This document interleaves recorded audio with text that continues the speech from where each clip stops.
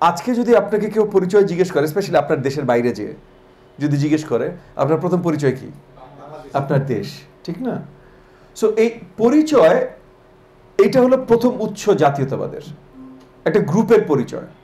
তো পরিচয়ের একটা গুরুত্ব আছে। আবার পরিচয়ের গুরুত্ব আছে কারণ এই জাতীয়তাবাদ বা এই একটা বড় পরিচয়ের বাইরে আমরা কখনো দেখিনি কোনো জাতি বা কোনো সমাজ বড়ভাবে তাদের বাইরের কোনো আগ্রাসনকে রোধ করার বড় শক্তি তৈরি করতে পেরেছে। এটা কেন? আপনার কিছু আছে, বাইরের লোকজন নিয়ে যাইতেই পারে, আপনার আক্রমণ করতে আসবে, নিতে আসবে।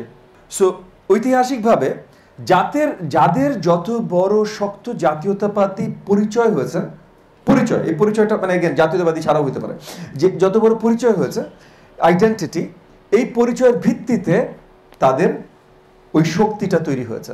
রোমানদের শক্তি তৈরি হয়েছে কারণ তারা রোমান নাগরিকত্বে বিশ্বাসী ছিল, বেশি বড় ছিল না, বেশি লম্বা ছিল না। কিন্তু আজ থেকে 14 বছর আগে যদি চলে যান, তাহলে হঠাৎ করে অলমোস্ট রাতারাতি, মানে 20 বছরের মধ্যে ছোট্ট একটা ট্রাইবই বলা চলে তখন, নতুন নতুন ট্রাইব, ইসলাম, মুসলিমস, 20 বছরের ভেতরে অলমোস্ট তখনকার বেশিরভাগ পরিচিত দুনিয়া, মানে ফ্রম লেভান্ট, মাগরেব থেকে শুরু করে আপনার সাউথ এশিয়া পর্যন্ত তারা, না হিন্দুকুশ পর্যন্ত তারা দখল করতে সক্ষম হয়। কেন? একটা পরিচয়, তুমি মুসলমান, আমি মুসলমান, আমি তুমি বেসিক সেম। তাইলে ওই ভিত্তিতে একটা আরব সাম্রাজ্য তৈরি হয়। ভাই ভাই, আমি তুমি, আমার তোমার পরিচয় এক, বাইরে সে আলাদা। তো সে যদি হঠাৎ করে তাকে আক্রমণ করতে আসে, আপনারা দুজন এমনি তারা বাঁচিয়ে যাবে, ভাই আমার মুসলমান ভাইরা আক্রমণ করতে আসছে, কথার কথা বলছি। তো সেম ভাবে গত 300 বছরে আমরা অ্যাকচুয়ালি যে আজকে জাতীয়তাবাদ যেভাবে বলি আমরা, সো এই গত 300 বছরে আমরা দেখেছি প্রথম একটা শক্ত জাতীয়তাবাদ তৈরি হয় ফ্রান্স আর ইংল্যান্ডে। এটা ওদের দুজনের মধ্যে যুদ্ধ, এখানে লিখে আমি কিছু 100 ইয়ার ওয়ার কিছু লিখে দিয়েছি, এগুলো আপনারা পড়ে নেবেন, বাট আমি শর্ট করছি আমাদের আলোচনা। সো এই যে জাতীয়তাবাদ তৈরি হয় যে আমি ইংলিশ, আমি এইটা না, আমি স্যাক্সন না, আমি অ্যাঙ্গেল না, বা অন্য কিছু না, আমি ইংলিশ। এই জাতীয়তাবাদীর মাধ্যমে দেখেন অল্প কিছু দিনের ভিতরে, মানে 100-150 বছরের ভিতরে পুরো বিশ্বে তারা সাম্রাজ্য তৈরি করতে সক্ষম হয়। অল্প কিছু লোকজন নিয়ে পুরো ভারতবর্ষ যদি চিন্তা করেন, তারা দখল করে ফেলে। একই সাথে তাদের টেক্কা দেওয়ার মতো আর মাত্র একটা ক্ষমতা ছিল এই গত 300 বছর, মানে 18th সেঞ্চুরি 19th সেঞ্চুরি আগ পর্যন্ত আর মাত্র একটা ক্ষমতা ছিল, কে? ফ্রান্স। তাদেরও কি হয়েছিল? জাতীয়তাবাদী এই যে আইডেন্টিটিটা তাদের তৈরি হয়েছিল।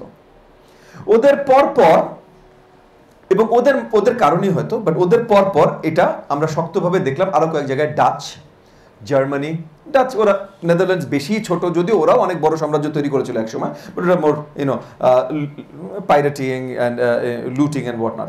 তো জার্মান সাম্রাজ্য, জার্মান আইডেন্টিটি, যে জার্মান আইডেন্টিটির কারণে 100 বছর, মানে অলমোস্ট 50 থেকে 60 বছরের মধ্যে প্রথম বিশ্বযুদ্ধ যতদিনে চলে আসলো ততদিনে তারা গ্লোবাল পাওয়ার হয়ে গেছে। অল্প কিছুদিন, 50-60 বছর। আরেকটা আমরা দেখলাম এশিয়াতে তৈরি হলো, জাপান 300 বছর ধরে ইউরোপিয়ানরা, মানে সাদারা, বেসিক্যালি সাদারা পুরো বিশ্বে মোটামুটি সব জায়গায় দখল, দারিত্ব যা কিছু করার করেছে।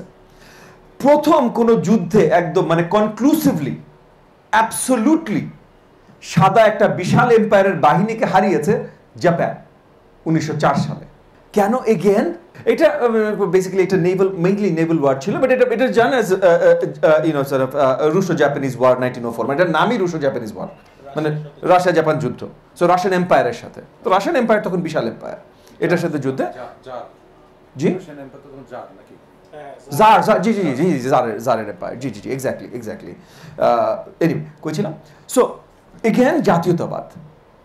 এরপর থেকে আমরা ধারাবাহিকভাবে দেখলাম, এবং মেইনলি মনে করেন জার্মান জাতীয়তাবাদ, যারা যে চিন্তাবিদরা প্রথমে পুশ করে, ফেচ হার্ডার, এই ধরনের লোকজন, এনিওয়ে ওটা ইম্পর্টেন্ট না, বাট এই জার্মান জাতীয়তাবাদের যে আইডিয়াটা পুশ করা হয়, এইটা অন্য সব জায়গায় লোকজন ফলো করা শুরু করে, চিন্তাবিদরা ফলো করা শুরু করে, রাজনীতিবিদরা ফলো করা শুরু করে। সো মনে করেন গান্ধী একটা জাতীয়তাবাদের চিন্তা নিয়ে ফেরত আসছে, নেহরু, জিন্না, তারা জাতীয়তাবাদের চিন্তা নিয়ে ফেরত আসছে, এবং তারা পড়াশোনা করেছে কোথায়? ইংল্যান্ডে পড়াশোনা করেছে।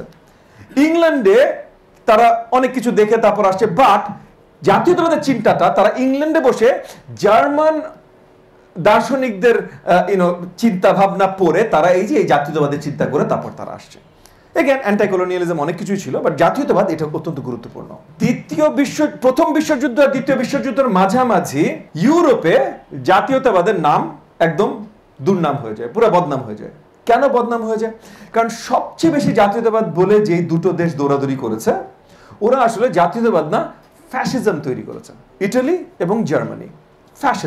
ফ্যাসিজম আর জাতীয়তাবাদ পুরোপুরি ভিন্ন জিনিস, কিন্তু ফ্যাসিজমের মূল মন্ত্র হলো আপনার মিলিটেন্ট জাতীয়তাবাদ, মূল মন্ত্র। সো এখন যে কোনো জিনিস ভাই, আপনি এখন বিরিয়ানি খাবেন, খুব মজা না বিরিয়ানি? এখানে কেউ আছে বিরিয়ানি পছন্দ করে না? কেউ? হ্যাঁ, বের করে দিতে হবে এখনই। বিরিয়ানি পছন্দ করেন, এটা হইতে পারে বাংলাদেশি। হ্যাঁ, কিন্তু এই বিরিয়ানি যদি এখন আপনাকে এক বালতি করে খাওয়ানো হয় না, অবভিয়াসলি। সো যে কোনো কিছু এক্সট্রিমসে আপনার জন্য খারাপ। সো এই মিলিটেন্ট জাতীয়তাবাদ দিয়ে তৈরি হয় ফ্যাসিজম।